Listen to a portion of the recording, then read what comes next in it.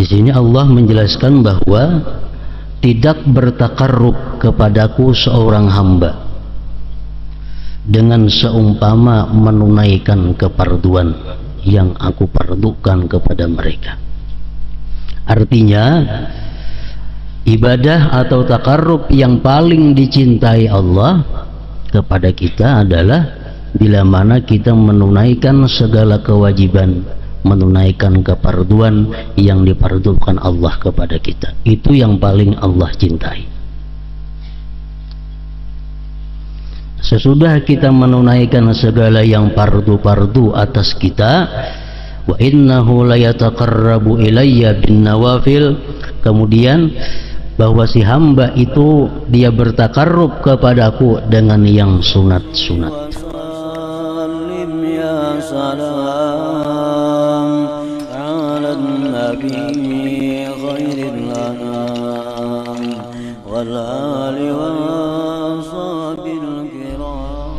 Bismillahirrahmanirrahim. Alhamdulillahirabbil alamin. Wassalatu wassalamu ala asyrafil anbiya wal mursalin sayyidina maulana Muhammad wa ala alihi wa sahbihi ajma'in.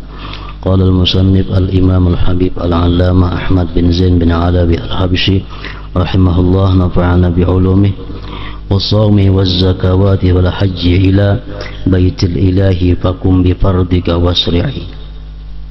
Ay alayka bidzalik fa bihi yatimul qiyam bi furudil Islam wa arkanih. Fal awwalu ba'da asyhadatayn as-salatu thumma as-sawmu thumma az-zakatu thumma al-hajj. Faqum bi hadhihi al-fara'id wa sari ilayha. Fadzalika afdalu ma taqarraba bihi al-mutaqarribun ila Allah subhanahu wa huwa da'ul fara'id alladhi iftaradaha Allah azza wa jalla alaihim. Wa'alam anna al-islam baytun mabniyun ala khamsati arkan ash-shahadatain was-salati was-siyam waz-zakati wal-hajj. Wal-rukn al-awwal fihi babun lahu misra'ani yadkhulu minhu ila al-bait. Wa dzakara an-nazim as-sawma ba'da as-salah wa sawmu lahu thalath darajat, sawmul umum wa sawmul khusus wa sawmul khususil khusus. Wasawmul umum ma fassalahu al-a'immah fi kutubil fiqh wa huwa al-imsak wal kaffu 'anil batni wal farji 'anil muftirat ila akhir.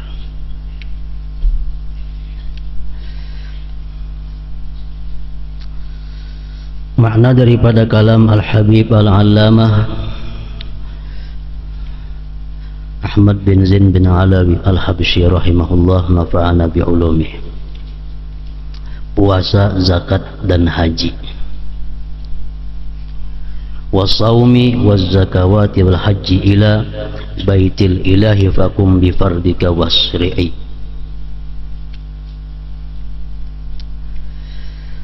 Puasa, zakat dan haji ke Baitullah, tunaikan segera kewajibanmu itu. Pertama adalah puasa. Tunaikanlah kewajiban puasa, zakat dan haji agar sempurna rukun Islammu. Rukun Islam yang pertama adalah 2 kalimat syahadat, kemudian salat, puasa, zakat dan haji. Tunaikanlah rukun Islam ini dengan segera. Pelaksanaan kelima rukun ini merupakan paling utama bagi para muqarrabin untuk mendekatkan diri kepada Allah subhanahu wa ta'ala, yaitu menunaikan segala keparduan yang telah dipardukan Allah azza wa jalla. Maksudnya daripada itu adalah afdalu ma taqarraba bihil mutaqarribun ilallah, yaitu paling afdal taqarrub seorang hamba kepada Allah, paling afdal ibadah seorang hamba kepada Allah adalah menunaikan segala keparduan.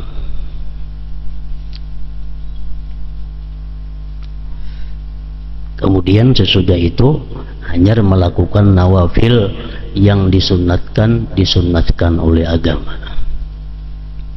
Dalam satu hadis qudsi Allah berfirman, "Ma taqarraba ilayya al-'abdu bimithli ada'i faridati wa innahu la yataqarrabu ilayya bin nawafil hatta uhibbahu." Di sini Allah menjelaskan bahwa tidak bertakarrub kepadaku seorang hamba dengan seumpama menunaikan keparduan yang aku pardukan kepada mereka. Artinya, ibadah atau takarrub yang paling dicintai Allah kepada kita adalah bila mana kita menunaikan segala kewajiban, menunaikan keparduan yang dipardukan Allah kepada kita. Itu yang paling Allah cintai. Sesudah kita menunaikan segala yang fardu-fardu atas kita, wa innahu la yataqarrabu ilayya bin nawafil, kemudian bahwa si hamba itu dia bertakarrub kepadaku dengan yang sunat-sunat, hatta uhibbahu, sehingga aku cinta kepadanya. Nah, jadi di dalam hadis qudsi itu adalah menunaikan segala keparduan itu merupakan modal kita untuk mendekatkan diri kepada Allah. Sedangkan melaksanakan yang sunat-sunat itu merupakan tambahan agar kita dapat cintanya Allah Subhanahu wa ta'ala. Nah, dengan hadis itu menurut para ulama bahwa kita tidak boleh menunaikan sesuatu yang sunat kalau masih ada di dalam tanggungan kita sesuatu yang fardu. Pengertian tidak boleh itu bisa haram, bisa makruh. Misalnya kita hendak sembahyang sunat. Nah, sebelum kita sembahyang sunat, kita mesti meyakinkan terlebih dahulu bahwa ada sembahyang fardu yang terhutang. Sebelum kita sembahyang duha, kita mesti meyakini bahwa sembahyang fardu sudah beres. Sebelum kita sembahyang witir, kita sudah meyakini bahwa kita tidak ada hutang yang fardu. Kalau kita masih banyak berisi qadaan yang wajib, maka menunaikan qadaan yang wajib itu lebih disukai Allah kepada kita daripada kita menunaikan yang sunat-sunat itu. Menurut para ulama fikih, kalau ketinggalan sembahyang fardu itu karena tidak uzur, karena disengaja, maka andai kata dia sembahyang sunat, maka hukumnya adalah haram. Kalau ketinggalan sembahyang fardu itu karena uzur, maka menunaikan yang sunat terlebih dahulu daripada yang fardu itu hukumnya adalah makruh. Itu pendapat ulama fikih. Subuh kita umpamanya belum sembahyang. Kenapa belum sembahyang subuh? Karena sengaja memang kada hendak bersubuh. Padahal mendengarnya orang bang tadi cuma mengantuk bana mata. Biar haburing dahulu. Padahal orang bang mendengar.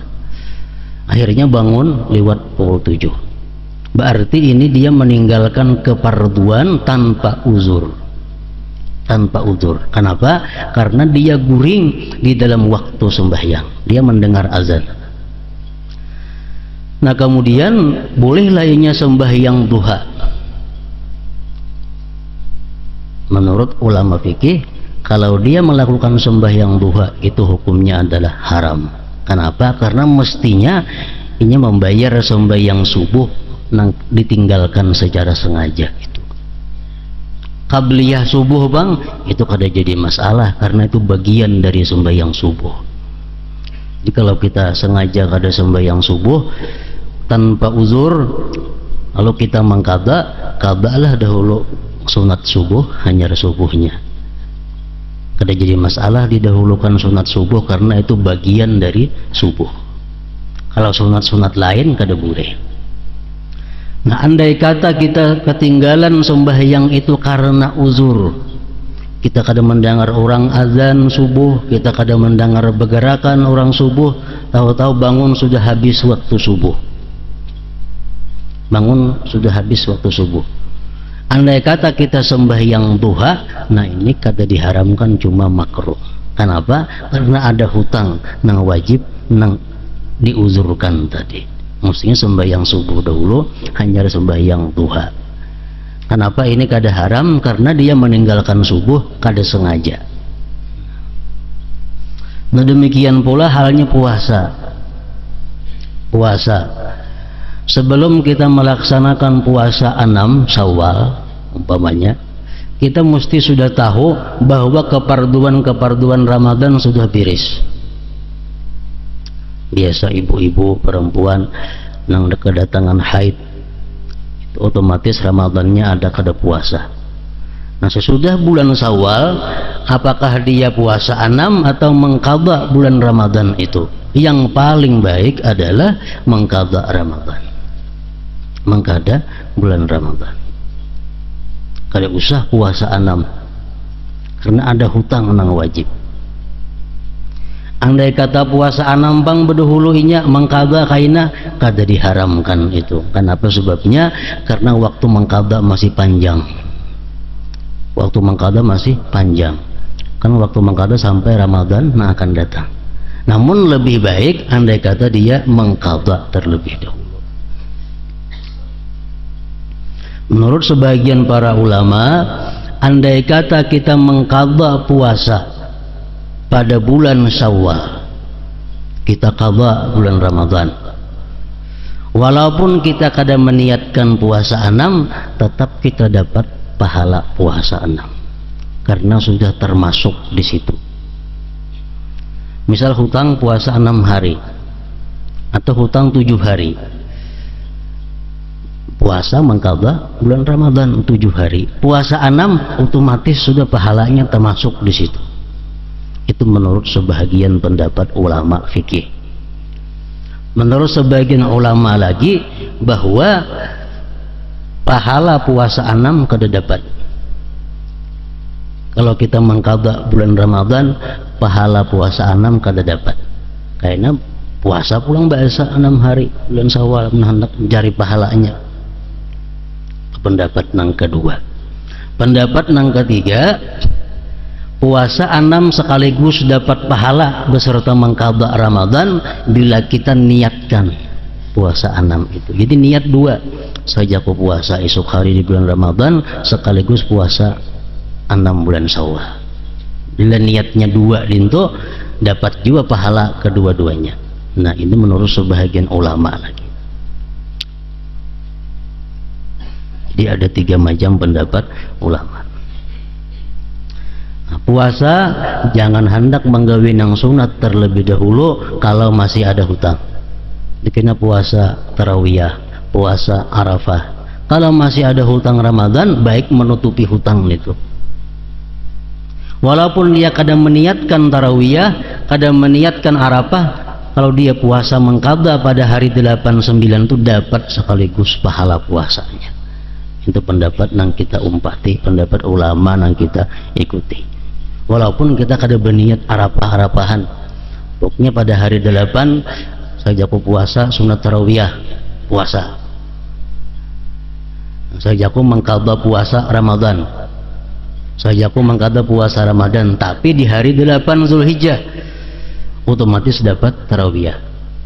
Hari 9 kayaknya saja aku puasa mengqadha bulan Ramadan, otomatis dapat pahala Arafah. Nah, itu. Demikian pula halnya zakat. Kalau kita masih ada hutang zakat, jangan hendak bersedekah sunat. Nah, kita masih ada hutang zakat, jangan bersedekah sunat. Kenapa? Karena Allah kada ketuju yang demikian itu. Allah suka kita menunaikan keparduan terlebih dahulu, hanya kita menggawi nang sunat-sunatnya. Zakat tahutang, misalnya zakat tahutang ini hari ini sampai sudah haulnya, hari ini sudah sampai haulnya, sampai nisabnya, ditunda-tunda mengeluarkan, ditundanya mengeluarkan zakat, pada mestinya hari ini ditundanya. Akhirnya duitnya hilang, otomatis nyetah hutang zakat. Nah, selama zakat hutang itu belum dibayari, jangan hendak bersedekah sunat, karena masih ada hutang zakat yang wajib baginya.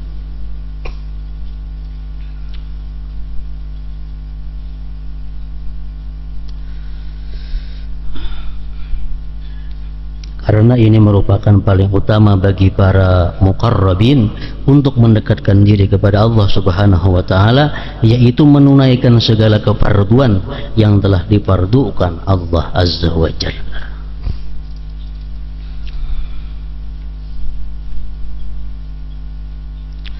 Ketahuilah Islam adalah sebuah rumah, umpama sebuah rumah yang dibangun di atas 5 pondasi rukun, yaitu 2 kalimat syahadat yang pertama, 2 kalimat syahadat, yang kedua salat sembahyang 5 waktu, yang ketiga puasa bulan Ramadan, yang keempat zakat dan haji. Rukun pertama 2 kalimat syahadat merupakan jalan masuk yang memiliki 2 pintu, Allah Subhanahu wa ta'ala dan Rasulnya Sallallahu Alaihi Wasallam. 2 kalimat syahadat itu laksana 2 pintu. Asyhadu an la ilaha illallah, sebuting wa asyhadu anna Muhammadar Rasulullah. Melalui 2 pintu inilah manusia dapat masuk ke dalam rumah Islam tersebut. Artinya haji, puasa, zakat, ibadah apapun, kalau inya belum mengucap 2 kalimat syahadat, itu kada dinilai sesuatu oleh Allah Subhanahu wa ta'ala, kada dinilai, karena belum masuk daripada 2 pintu itu. Tingkatan puasa memiliki 3 tingkatan, yaitu puasa umum, puasa khusus, dan puasa khususul khusus. Puasa umum yaitu puasa sebagaimana yang telah dijelaskan secara terperinci oleh para imam dalam berbagai kitab fikih, yaitu mencegah perut dan kemaluan dari segala sesuatu yang dapat membatalkan puasa. Itu puasa secara umum. Di dalam tarikh sejarah, puasa ini dipardukan kepada kaum muslimin pada bulan Sya'ban tahun kedua Hijriyah. Jadi Rasulullah 13 tahun di Makkah menyiarkan agama Islam itu kada ada puasa, kada ada bulan puasa lagi. Ramadannya ada bulan Ramadan, cuma kada wajib puasa. Nabi kita hijrah ke Madinah, sudah 2 tahun beliau di Madinah, hanya ada perintah puasa ini.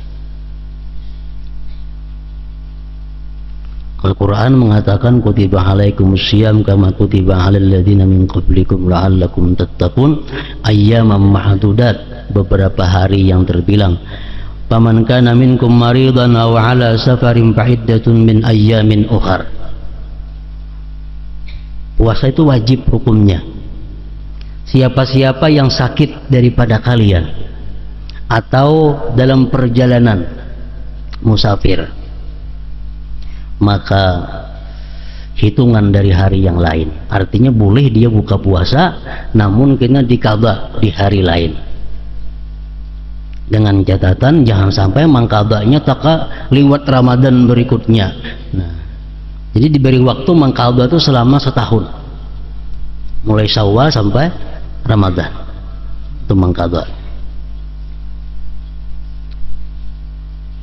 Bagi orang-orang yang sudah tua atau orang yang punya penyakit yang kada ada harapan lagi sembuhnya, itu diberi keringanan kada puasa, namun dia diwajibkan membayar sehari 1 mud beras atau gandum, umpamanya pemakan di negeri kita gandum.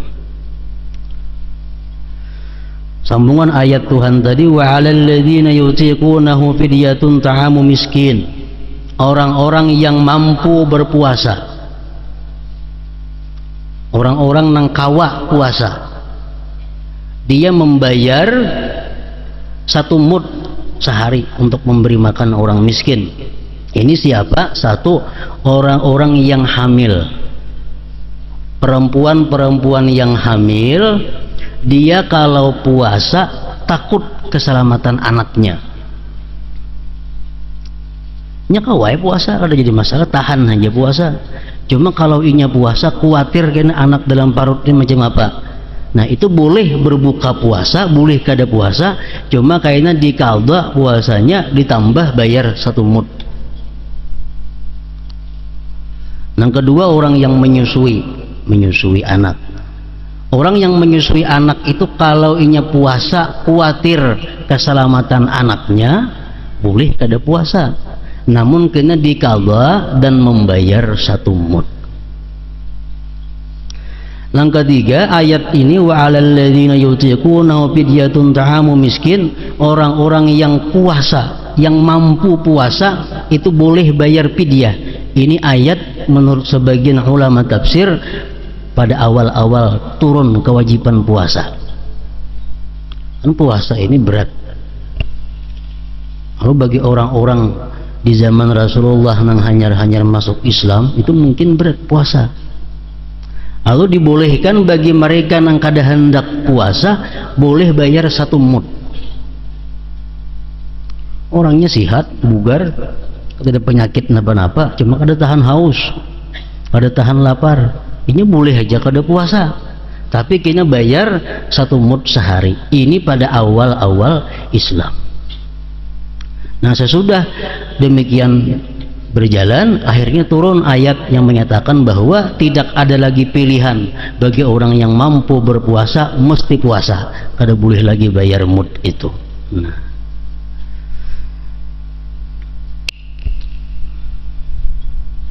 itu untuk menjinakkan hati orang-orang kaum muslimin.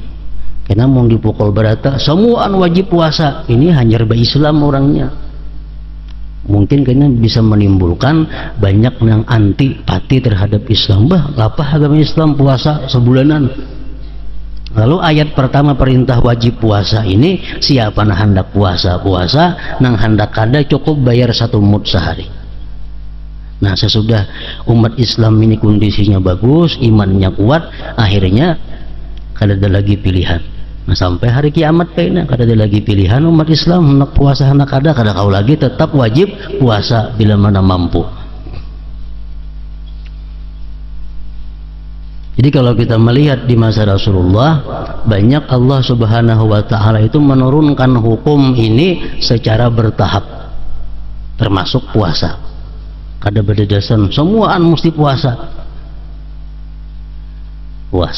Yang kedua lagi yang Allah Subhanahu wa ta'ala bertahap menurunkan hukum itu ada mengenai khamar, mengenai minum-minuman keras.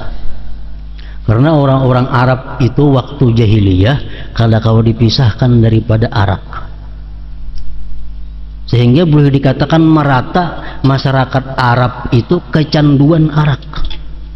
Kada minum arak saben hari.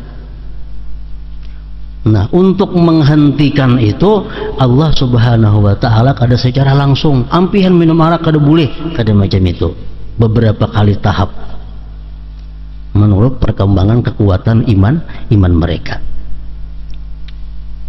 Ayat yang diturunkan pertama, Allah mengatakan qul fihima ismun kabir wa manafi'u linnas.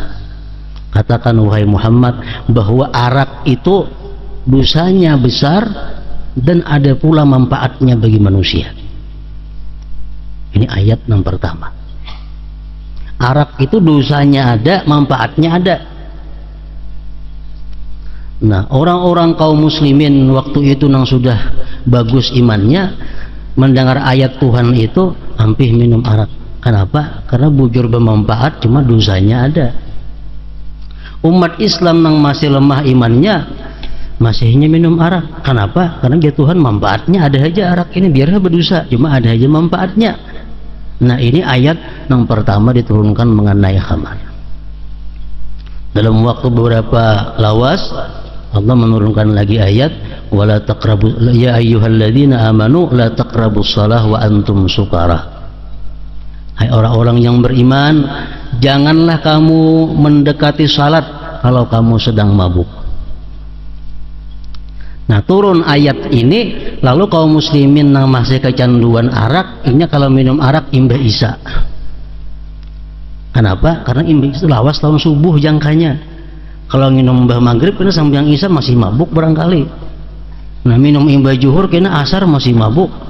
Begitu Tuhan, jangan dekati sembahyang kalau kalian masih mabuk. Jadinya minum arak paling imbah isya. Sampai kena subuh panjang waktu, jadi sudah sadar lalu subuh. Allah kadang menyuruh langsung berhenti minum arak kada.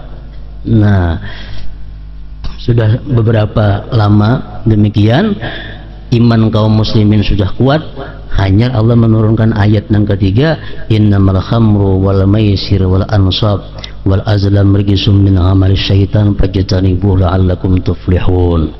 Artinya jar Tuhan, arak itu adalah perbuatan keji. Minum arak itu adalah perbuatan yang kada baik gawian syaitan. Fajtanibuh, maka jauhi olehmu. Apabila kau jauhi, nah, sesudah itu hanya kaum muslimin berhenti secara total minum arak. Menurut perawi hadis menyebutkan bahwa begitu turun ayat ini, kota-kota Madinah itu, gang-gang di Madinah itu banjir dengan arak. Kenapa? Dalam rumah ada yang sadrum bisi arak, ada yang 2 drum bisi arak. Minuman hari-hari kayak kita banyu juga. Nah, jadi begitu turun ini ayat jauhi arak, masing-masingnya membuang ke arak itu. Nah, Allah melarang arak ini melalui beberapa tahap. Nah, tergantung melihat keimanan kaum muslimin pada waktu itu.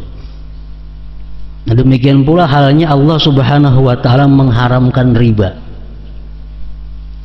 Riba ini termasuk merupakan tradisi orang jahiliyah. Boleh dikatakan orang jahiliyah itu rata-rata melakukan riba. Begitu ia masuk Islam masih melakukan riba. Dihentikan secara mendadak, itu membuat mereka kena kada hakun masuk Islam. Nah, lalu Allah Subhanahu wa taala menurunkan ayat tentang haramnya riba ini beberapa kali tahap. Nah, tahap yang pertama Allah menjelaskan bahwa ujar Tuhan, yang membawa berkah itu, yang membawa kepada perkembangan kesuburan harta itu adalah sedekah. Riba tidak membawa berkah, riba tidak menguntungkan usaha. Ini ayat yang pertama, maksudnya kurang lebih demikian. Secara halus Allah mengatakan bahwa sedekah yang baik, yang berkah. Kalau riba itu kada ada berkahnya, kada ada keuntungannya. Nah, ayat ini turun, hanya sebagian kecil kaum muslimin yang berhenti melakukan riba.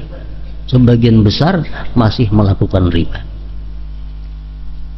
Kemudian beberapa waktu kemudian turun lagi ayat mengatakan, ujar Tuhan, maksud dalam Al-Quran itu adalah orang-orang Yahudi dahulu dibinasakan oleh Allah karena mereka melakukan praktik riba. Orang-orang Yahudi terdahulu dibinasakan oleh Allah karena mereka melakukan praktik riba. Nah, dengan adanya turun ayat yang macam itu, sebagian lagi perang berhenti daripada riba, sebagian lagi kada. Kenapa? Itu orang Yahudi, ini kita kada Yahudi. Jadi kita boleh aja lagi riba itu. Sudah 2 kali Allah menurunkan peringatan. Nah, kemudian dalam beberapa waktu Allah menurunkan lagi pulang satu peringatan kepada mereka. Ujar Tuhan, janganlah melakukan riba itu ganda berganda. Jangan melakukan riba itu nang bunganya 10%, bunganya 25%, jangan itu. Adha'afan mudha'afah. Jangan melakukan riba nang bunganya berlipat-lipat. Jadi artinya kalau kita melakukan riba bunganya 1,5% itu boleh aja, 2,5% masih sedikit. Tapi kalau sudah berlipat ganda jangan. Ini tahap yang ketiga. Nah, pada waktu berapa lama kemudian hanya Allah menurunkan ayat yang terakhir, wazaru ma baqiya minar riba. Tinggalkan semuaan praktik riba, nang ganal ke halus ke bunganya, nang bebaya ada bunga kah, tinggalkan juga. Ini sudah 4 kali tahap Allah menurunkan peringatan kepada orang-orang Islam pada waktu itu. Nah, jadi sampai kena hari kiamat nang berlaku undang-undang itu adalah nang terakhir, nang berlaku terakhir. Arab kada boleh sama sekali, riba kada boleh sama sekali, halus kaganal ka bunganya, nang halus nang kada boleh, nang boleh itu bahari, zaman bahari. Wah, ini sudah dirubah. Nah, kemudian lagi puasa berlaku, siapapun nang kawa puasa wajib puasa, kada kawa dibayar lawan baras atau seumpamanya.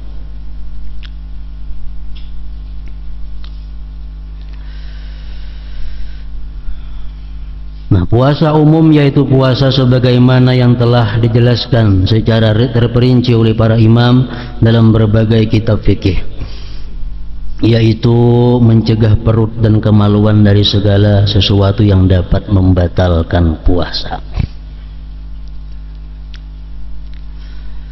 Puasa khusus yaitu mencegah seluruh anggota tubuh dari perbuatan dosa. Sebab menurut bahasa, kata saum, puasa, berarti mencegah seluruh anggota tubuh dari berbagai maksiat, adalah kewajiban yang harus lalu ditunaikan. Oleh karena itu, orang yang berpuasa dalam arti khusus wajib menjaga mata, lisan, telinga, tangan, kaki, dan seluruh anggota tubuh lainnya dari hal-hal yang menurut syariat makruh. Semua ini ia lakukan agar tidak terjerumus dalam hal-hal yang haram. Nah, jadi puasa khusus. Kalau puasa umum itu puasa untuk menggugurkan kewajiban. Artinya dengan adanya kita puasa umum, kita sudah kada dituntut oleh Allah lagi, lepas sudah kewajiban. Walaupun kita puasa masih mau berdusta, puasa masih melihat nang haram, puasa masih mendengari nang haram, puasa masih memakai pakaian nang haram, tapi dia menahan mulutnya daripada makan sesuatu dan kemaluannya daripada berbuat yang membatalkan puasa, itu sudah menggugurkan kewajibannya. Artinya kewajibannya sudah lepas. Nah, untuk urusan bahwa puasa ini mendatangkan pahala lawan inya, puasa ini akan memimpin dia kepada takwa, puasa ini untuk mendekatkan dirinya kepada Allah, puasa ini untuk mengumpulkan dia bersama-sama dengan malaikat, nah itu puasa khusus. Maka puasa umum kada kawa.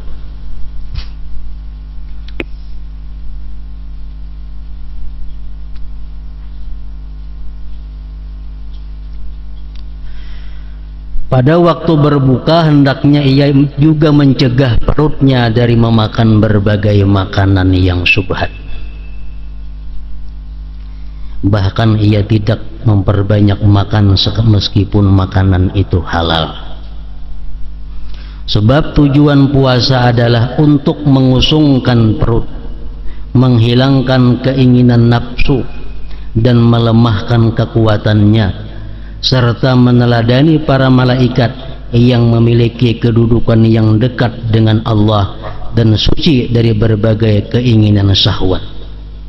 Dengan cara demikian orang yang berpuasa akan mencegah, akan menjadi dekat pula dengan Allah sebagaimana para malaikat.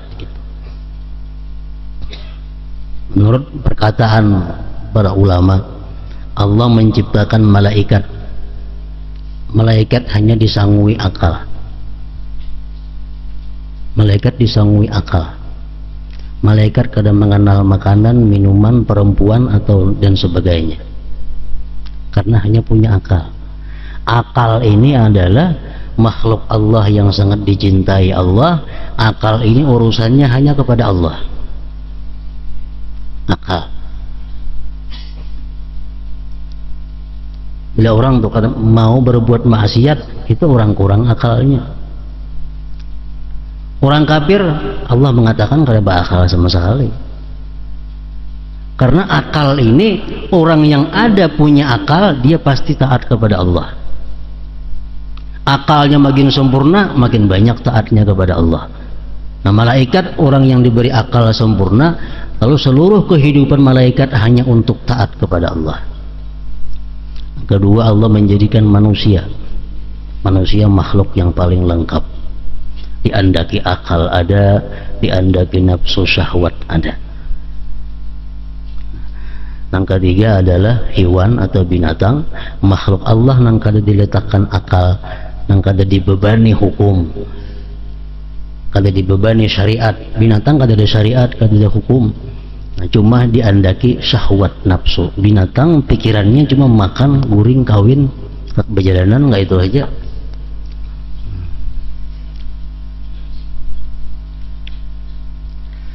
Malaikat khusus untuk Allah, binatang khusus untuk urusan kenyamanan, kenikmatan, kelezatan, syahwat. Manusia ini yang sempurna diletakkan oleh Allah akal dan syahwat. Nah, bila mana kita kawa memenangkan akal daripada syahwat kita, daripada nafsu kita, berarti kita termasuk golongan malaikat. Kita kawa mengutamakan akal daripada nafsu syahwat, kita utamakan akal, nah berarti kita termasuk golongan malaikat. Bila mana akal kita tunduk di bawah nafsu syahwat kita, berarti kita termasuk golongan hewan, golongan binatang. Nah, balhum adal, bahkan lebih sesat daripada binatang.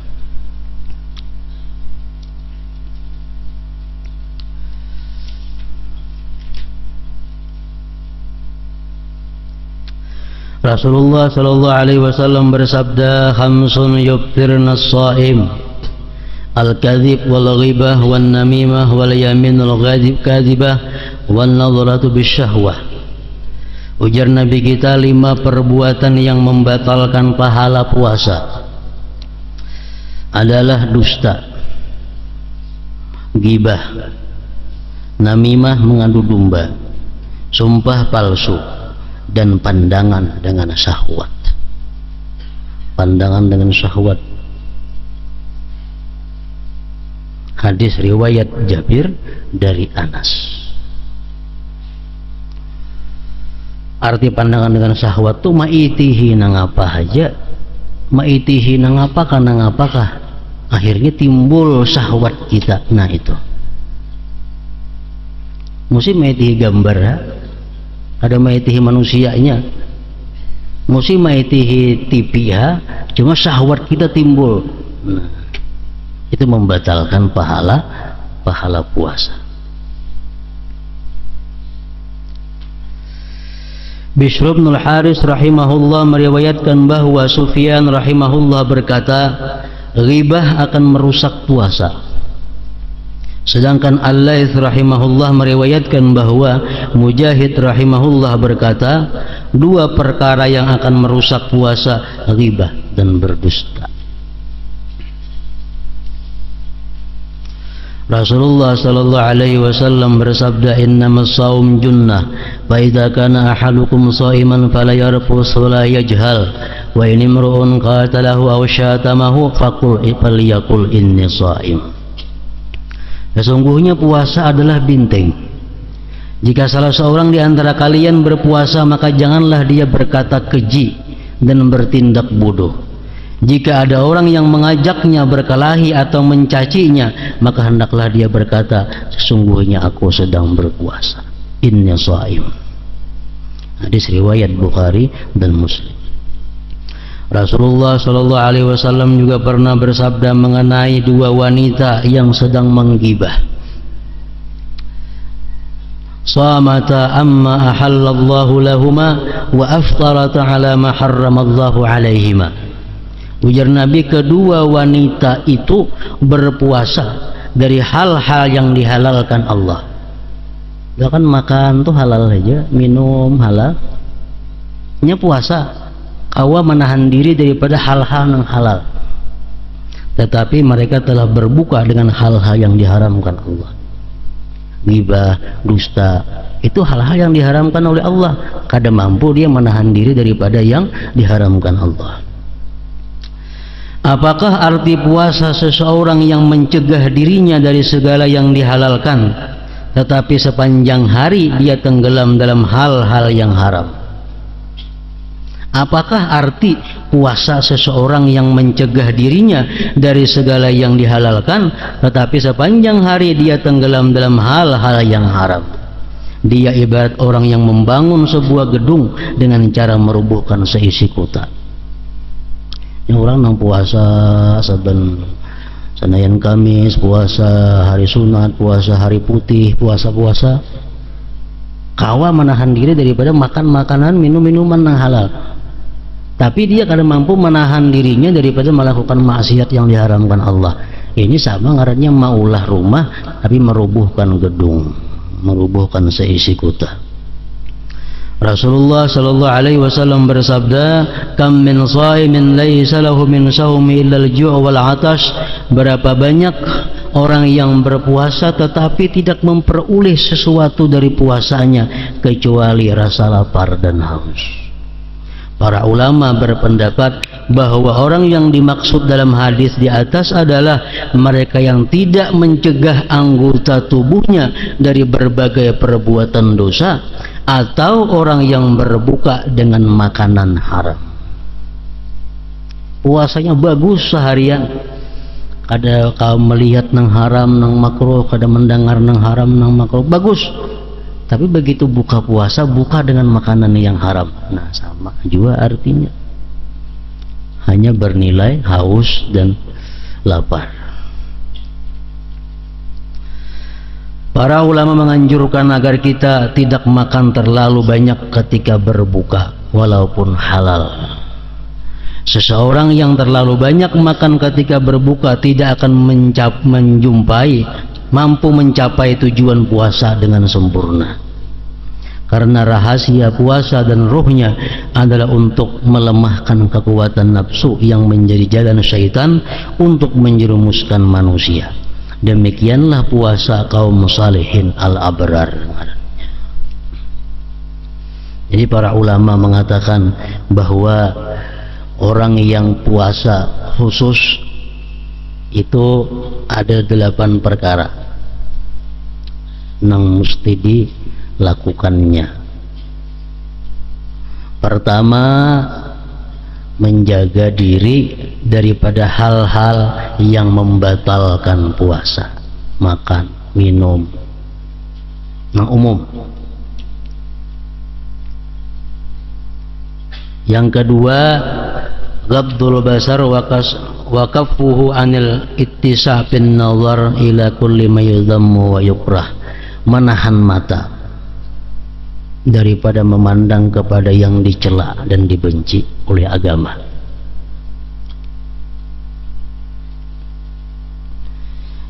Yang ketiga, hifdzul lisan anil hadayan wal kadhib wal ghibah wal namimah wal fuhsyi wal khusumah wal mira wa kulli ma yudhammu wa yukrah.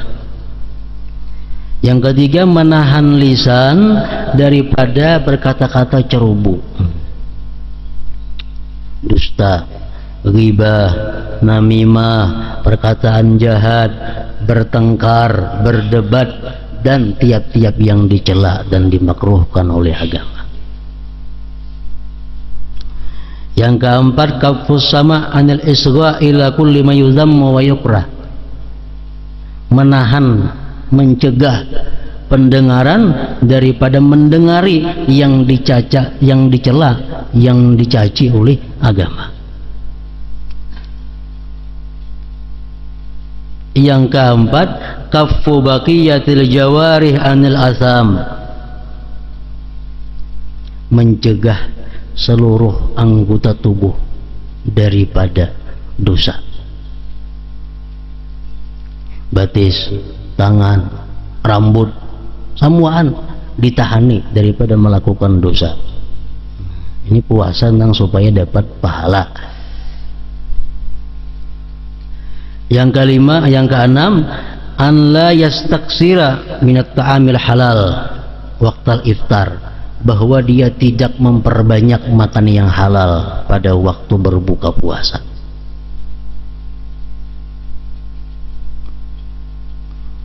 Yang ketujuh, ayyakuna qalbuhu ba'dal iftar muttariban bainal khauf war raja, bahwa hatinya sesudah berbuka puasa bergoyang, hatinya bulak-balik antara takut dan harap kepada Allah. Takut kalau puasaku hari ini mendatangkan kebencian Allah, harap puasaku ini diterima oleh Allah. Nah, hatinya sesudah buka puasa berbulak-balik antara takut dan harap. Yang kedelapan, ikhlas melaksanakan semua itu. Itu puasa. Bila kita mampu puasa dengan demikian, nah puasa itulah yang membawa kita kepada takwa. Puasa itu yang menghubungkan kita berkumpul bersama dengan malaikat. Puasa itu yang mendatangkan pahala. Hadis qudsi mengatakan bahwa ajar Tuhan apa, as-saumu li wa ana ajzi bihi. Puasa itu dia Tuhan, aku. Puasa itu li untukku dan aku yang langsung akan membalasnya. Tentu puasa-puasa yang sesuai dengan aturan-aturan tadi.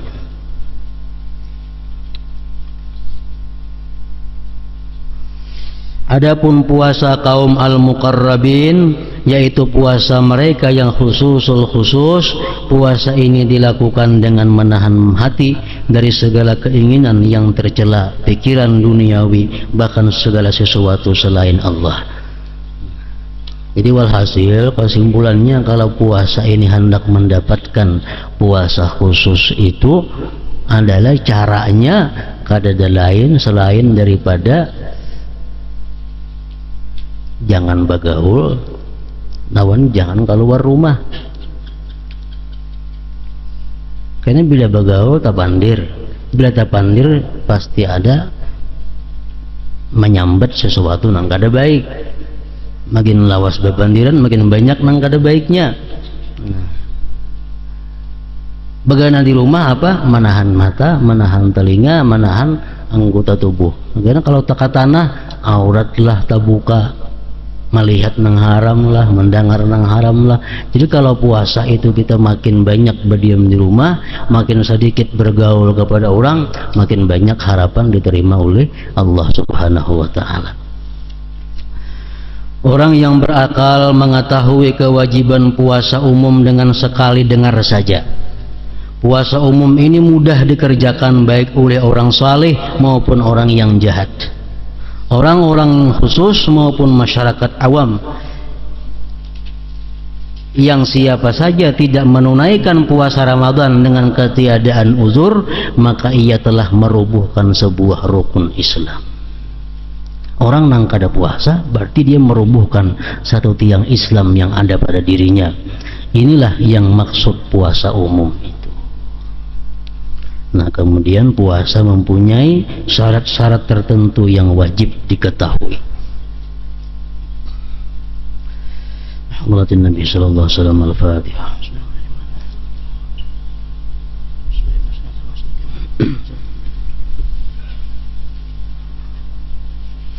Walau dzikri fa'alam annahu la ilaha illallah Muhammadur Rasulullah, la ilaha illallah Muhammadur Rasulullah, la ilaha illallah محمد رسول الله لا إله إلا الله لا إله إلا الله لا إله إلا الله لا إله إلا الله لا إله إلا الله الله الله الله الله الله الله الله هو الله الله الله الله الله الله الله الله الله الله الله الله الله الله الله لا إله إلا الله محمد رسول الله لا إله إلا الله محمد رسول الله لا إله إلا الله محمد رسول الله لا إله إلا الله الفاتحة حضرة النبي.